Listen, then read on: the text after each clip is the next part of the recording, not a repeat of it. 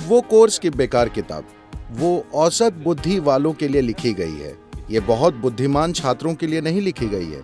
तो मान लीजिए आपने पेट्रोल कार खरीदी और उसमें डीजल भर दिया। ये फिर भी थोड़ा बहुत चल लेगी, लेकिन अपने बेहतरीन स्तर पर नहीं चलेगी। सिनेमा जाते हैं तो आप 2 बजे तक जगे रहते हैं। 9 बजे किताब खोलते, उसी समय आप लुढ़क जाते हैं।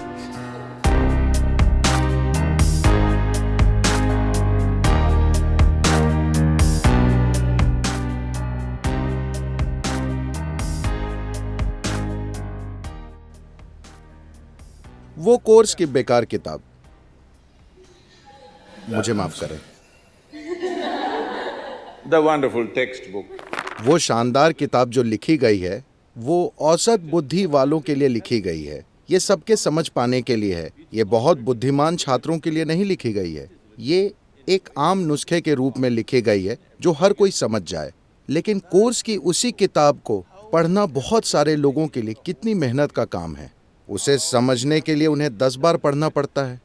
लेकिन आप बिस्तर में लेटकर एक प्रेम कहानी पढ़ते हैं, आपको हर शब्द याद रहता है।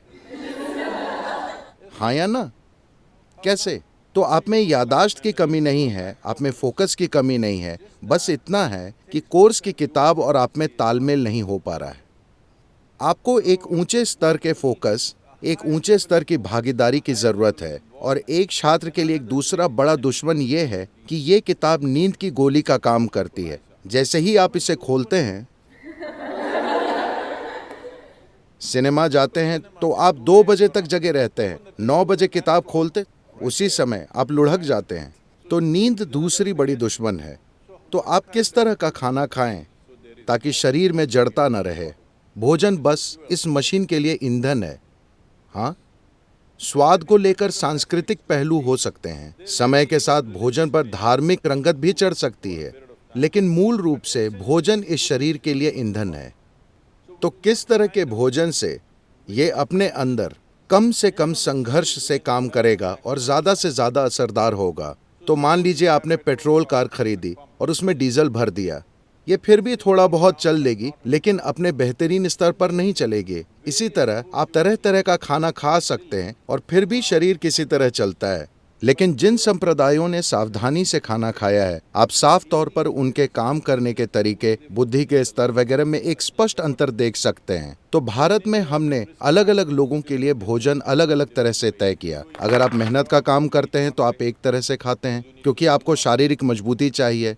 अगर आप किसी तरह का व्यापार और दूसरे किस्म की गतिविधियां कर रहे हैं तो आप अलग खाना खाते हैं। अगर आप सैनिक हैं तो आपका भोजन अलग होता है। और अगर आप पढ़ाई, आध्यात्मिक प्रक्रिया और जीवन के सूक्ष्म पहलुओं में हैं तो आप अलग खाना खाते हैं। अगर आप पढ़ रहे हैं तो किसी चीज पर फोकस रहना सबसे बड़ी चुनौती होती है। यहाँ रुचि नहीं है, लेकिन आपको उस पर फोकस करना पड़ता है। इसके लिए आपको संतुलन और एक स्थिर मन चाहिए।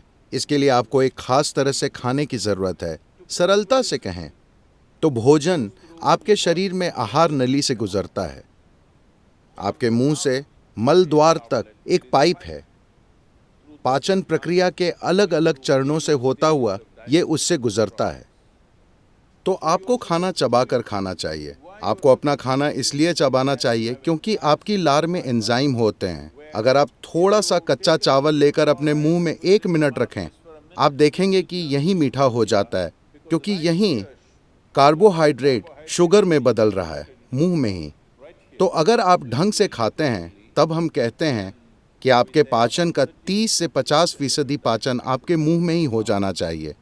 तो पाचन तंत्र का ये हिस्सा आधे या आंशिक रूप से पचे खाने की उम्मीद कर रहा है। लेकिन अभी जैसे हम खा रहे हैं, अधिकतर हम न सिर्फ बिना पचा खाना बल्कि आंशिक रूप से नष्ट खाना डाल रहे हैं। तो उसी मात्रा में ऊर्जा प्राप्त करने के लिए आपको भोजन की जो मात्रा चाहिए वो बढ़ गई है। उतनी ऊर्जा पैदा करने के लिए जितना आपको खाना चाहिए, आप उससे बहुत ज्यादा खाना खा रहे हैं। इसकी वजह से शरीर में जड़ता आ गई है, क्योंकि इससे उससे कहीं ज्यादा भोजन को प्रोसेस करना पड़ रहा है। इसलिए जड़ता है। एक बार जब जड़ता आती है तो आपकी नींद का कोटा बढ़ जाता है। आप कितने घंटे सोते हैं?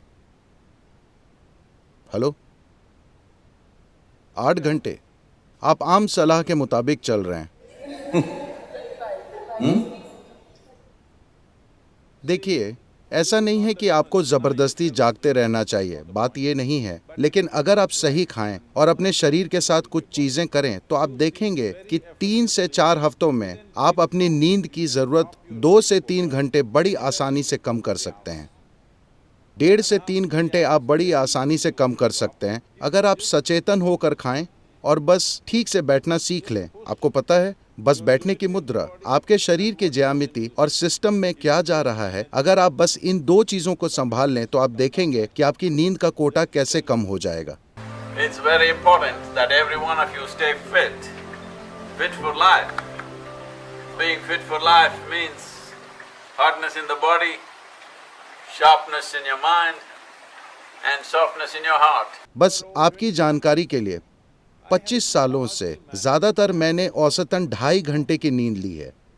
अब मैं थोड़ा आलसी हो गया हूं और अब मैं लगभग 4.5 घंटे सो रहा हूं। लेकिन हफ्ते के 7 दिन, ठीक है, 365 दिन में बस ऑन हूं लगभग हर दिन। मेरी बेटी ने 1 महीने से फोन नहीं किया था। मैंने पूछा, तुम्हारे साथ समस्या क्या है, तुम फोन क्यों नहीं करते? उसने कहा, हर 6 घंटे में आप एक नए शहर में होते हैं, मुझे क्या करना चाहिए? मैंने कहा, ओके, ये वाकई सच है। कभी कभी एक दिन में हम 3 शहरों में होते हैं, तो ये नॉन स्टॉप गतिविधि है। और आज मेरे पास कई लोगों ने ऐसा करना सीख लिया है। मेरे आसपास 100 से 150 लोगों की दिनचर्या इसी तरह है। बस औसतन 4 घंटे की नींद, हफ्ते के 7 दिन वे बस ऑन हर समय ऑन रहते हैं। और वे चिढ़े नहीं रहते, वे परेशान नहीं रहते, वे प्रसन्न रहते हैं, वे शानदार लोग हैं।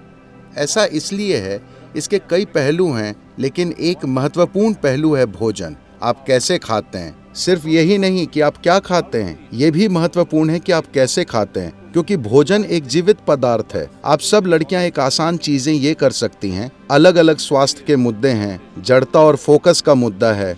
आप अपने भोजन का 40 से 50% हिस्सा कच्चे भोजन के रूप में लें, यानी ये जीवित हो, इसे जीवित कोशिका होनी चाहिए। ये सब्जी हो सकती है, फल, मूंगफली, अंकुरित चना हो सकता है। आपके द्वारा खाए जाने वाले भोजन में कम से कम 40 से 50% को जीवित होना चाहिए। आप मुर्दा भोजन खाते हैं और आप जीना चाहते हैं, ऐसा करना थोड़ा मुश्किल है, क्योंकि अब आपको मुर्दे को जगाना है।